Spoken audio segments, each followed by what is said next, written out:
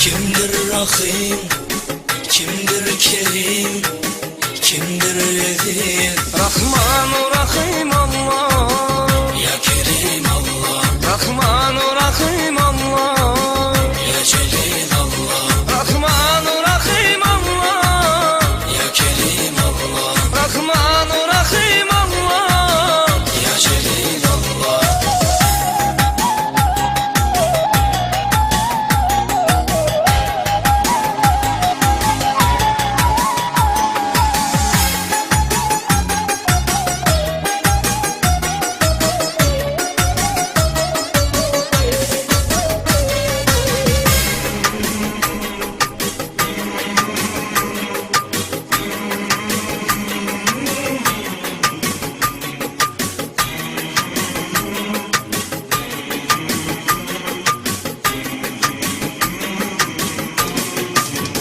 Gideyim koyma uzak yollardan, sen beni koru yaman gönülden.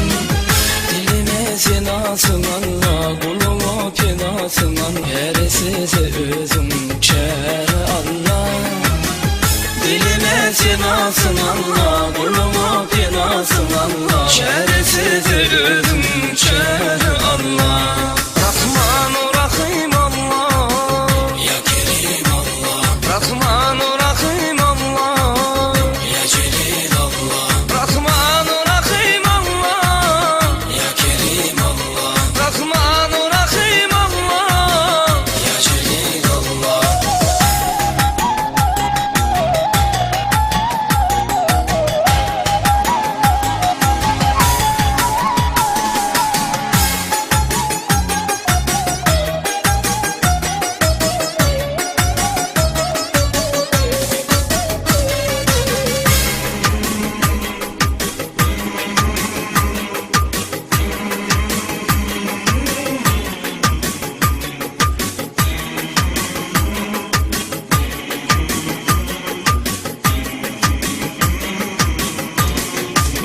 Kudretin benim, özünsün halim, geceler ağlar seni dilerim.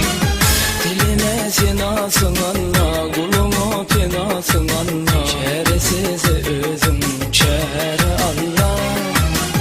Dilime sen alsın Allah, kuluma penasın Allah, çaresiz özüm çare